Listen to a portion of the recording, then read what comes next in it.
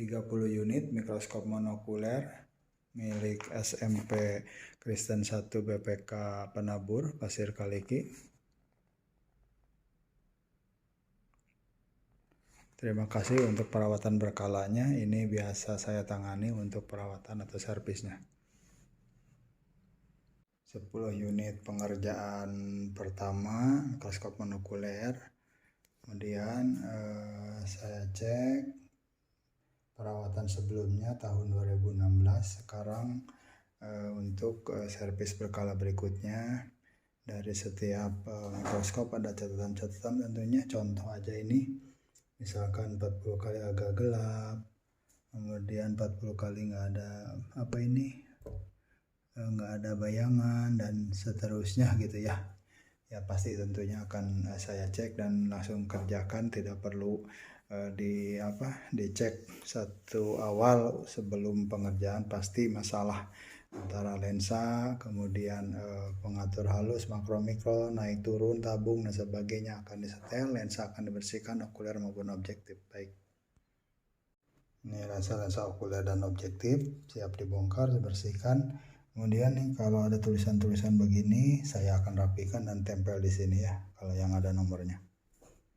Saya menemukan revolver yang longgar, ternyata si bautnya nggak ada ya. Kalau standarnya seperti ini ya. Nih, saya beri baut, kebetulan ada stok di begini ya. Nih, gini aja, yang penting terkunci. Untung belum lepas. Jadi kalau tidak sama dengan yang lain gerakannya, ini diganti ya, tapi ya masih berfungsi ya, cuma agak ini, tapi aman sih. Nih. Oh, aman. Oke. Nomor 22 ya, yang revolvernya saya ganti ininya, murnya. Ini saya nemukan catatan makrometer berat, mikrometer knop hilang 1. Untuk makrometer berat sudah saya coba longgarkan. Kalau masih longgar, untuk pertama atau awal-awal dengan 2 tangan saja menggerakkan, karena kalau terlalu longgar juga nanti di masa penggunaan kan akan mengendur juga gitu. Ini dikondisikan seperti itu. Kemudian untuk yang ini tidak bisa ya, karena harus ya, mungkin ada kanibalisme gitu, karena kalau membeli khusus ini nggak ada. Paling nanti saya akalin dengan memasang ini di pinggirnya ya, minimal ada tempat megang lah gitu. Nah ini ya, ini masih bisa diputar ya, pengatur halusnya. Dengan pegangan saya beri ini seperti itu. Kalau yang kiri ya pasti ini gitu. Oke ya, ini yang sudah selesai setel mekanik, bersihkan bodi, dan ini pembersihan lensa. Pengerjaan 15 pertama sudah selesai, lensa okuler dan objektif yang sudah dibersihkan, sudah dipasang. Seperti biasa saya sebagai sampel aja untuk didokumentasikan, karena terkait dengan durasi waktu lama ya kalau semuanya gitu. Yang jelas ini pasti udah saya cek satu-satu. Saya akan ambil yang ketiga dari sini ke situ ya. Kebetulan itu ada 10, 40, 100 kali objektifnya. Kalau yang lainnya itu macam-macam, ada 4, 10, 40, ada 10, 40.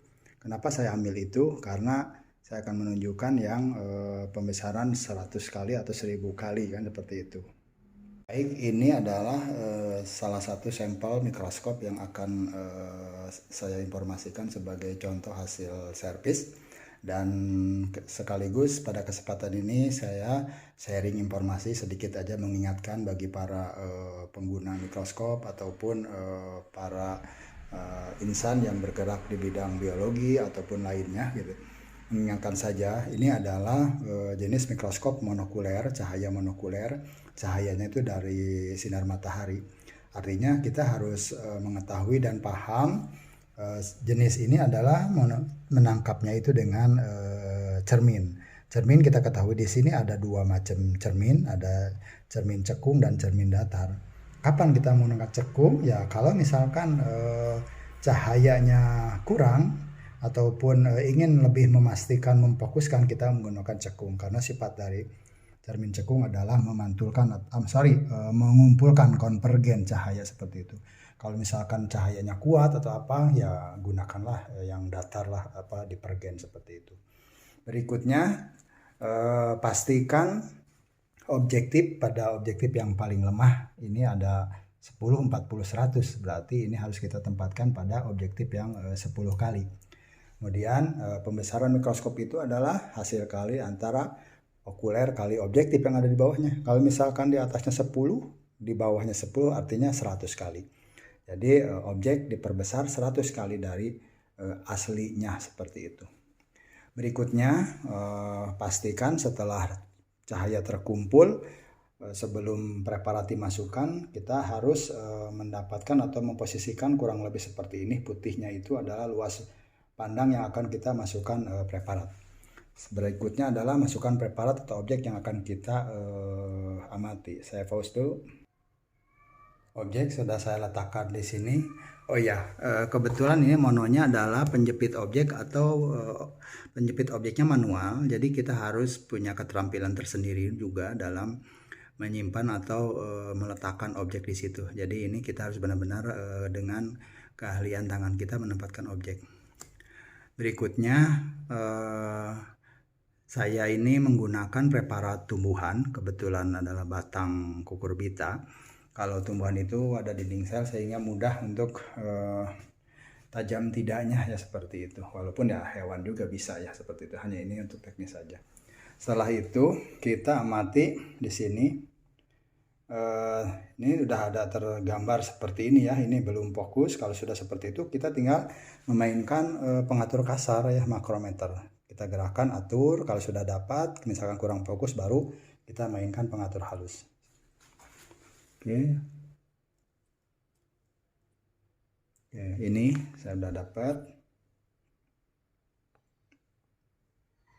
Oke, ini ya, sip. Oke. Kemudian lanjut aja dengan pembesaran berikutnya 40 kali 10 artinya 400 kali ya. Seperti itu. Tinggal mainkan pengatur halus kalau didapat, kalau enggak ya langsung makrometer saja.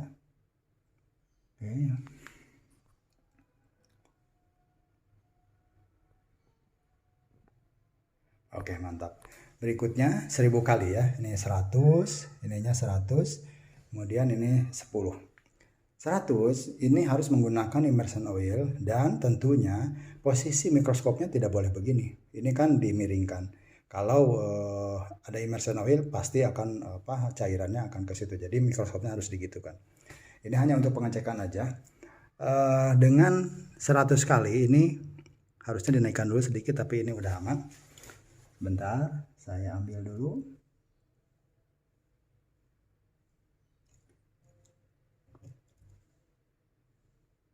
Oke, ini yang saya dapat.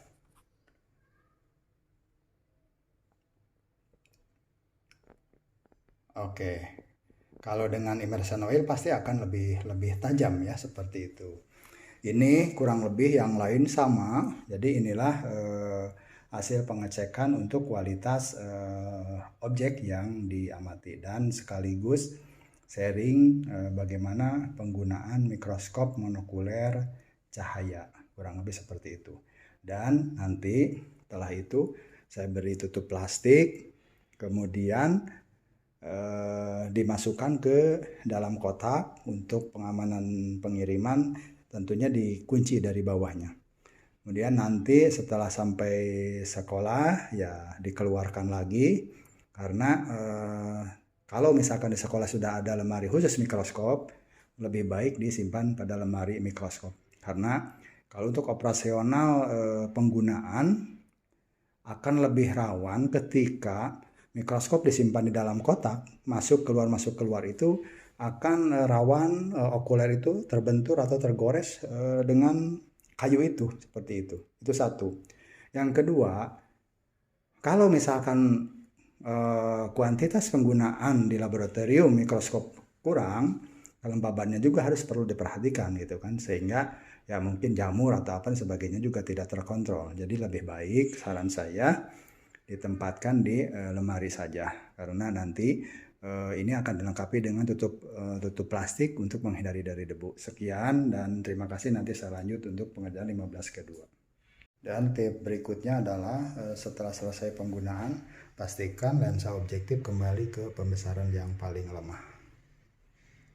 Tambahan lupa tadi dalam penggunaan, setelah mendapatkan cahaya dari cermin, kemudian lensa objektif paling kecil, dan kita bisa memainkan kondensor ya. Ada di situ ada kondensor dan diafragma. Kondensor fungsinya itu untuk membantu memantulkan dan meneruskan cahaya yang ditangkap oleh cermin oleh kondensor kan setelah itu. Kemudian kalau sudah mulai pembesaran lebih besar, katakanlah 40 sampai 100, lensa objektif itu kan akan lebih gelap dari sebelumnya gitu. Tentunya itu kita perlu bantuan diafragma untuk membantu memfokuskan. Kenapa? Makin gelap cahaya yang didapat atau diterima oleh mata, karena setiap lensa objektif itu tersusun dari beberapa lapis lensa, mulai dari satu lensa, katakanlah kalau misalkan 4 kali atau 5 kali objektifnya, kemudian 10 kali itu terdiri dari 2 lapis lensa, 40 kali itu terdiri dari 3 lapis lensa, dan 100 kali terdiri dari 4 lapis lensa. Jadi kita harus benar-benar bisa memainkan kondensor, naik katakanlah fokuskan cahaya, kemudian setelah objek memang dapat dibantu dengan mengatur diafragma. Semakin kecil ya semakin tajam, semakin dibuka ya akan cahayanya akan pudar ataupun kurang fokus seperti itu. Itu beberapa di antara tambahannya. Tambahan saja ya, tambahan sharing. Jenis ini tidak memiliki kondensor seperti sebelumnya ya. Ini hanya memiliki diafragma model cakram. Jadi hanya kita ngatur lubang itu aja ya. Kalau misalnya ingin besar ya lubangnya yang besar, pilih aja seperti itu. Oke, itu aja. Ini yang sudah kita beri tutup plastik dan akan kita masukkan ke masing-masing kotak itu. Ini 15 unit pengerjaan sesi kedua. Perlakuan, tindakan, dan solusi yang saya kerjakan sama, intinya diselesaikan, cuma tidak direkam karena durasinya akan lebih panjang. Kalau catatan-catatan misalkan makrometer turun, kemudian lensa dan sebagainya pasti diselesaikan. Kemudian beberapa informasi aja, kalau misalkan contoh ada catatan misalkan steg clip tolong diperbaiki. Nah, kalau misalkan yang dimaksudnya yang itu tidak ada, mohon maaf ini nggak bisa diselesaikan karena produsen mikroskop itu kalau misalkan memang rusak itu spare partnya hanya itu tidak ada, jadi harus diganti seperti ini. Paling bagaimana sih cara penggunaannya, nanti aja kalau penggunaan ya pintar-pintarnya pengguna ya, dipegang sebelah sini, digerakkan kiri kanannya ataupun maju mundurnya seperti itu aja. Berikutnya ada juga catatan nih, steg clipnya nggak bisa dipakai. Nah mohon maaf nih, kalau memang untuk monokuler yang jenis seperti ini manual, harusnya ya memang ini tidak bisa digimana-manakan lagi. Ini hanya diambil kemudian tinggal didorong aja sih sebenarnya, digitukan gitu, kemudian tempel lagi sehingga terjepit seperti itu gitu aja tekniknya.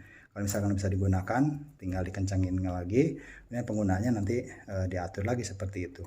Itu aja sih informasi yang bisa saya berikan dan saya kerjakan seperti biasa. Ini sudah selesai, mekanik optik udah dicek, beres semua 30 unit. Terima kasih SMPK 1 BPK Penagur, semuanya sudah selesai kecuali yang ini satu ya, penjepitnya. Simak di video tersendiri karena harus dibawa penjepitnya kalau mau diselesaikan.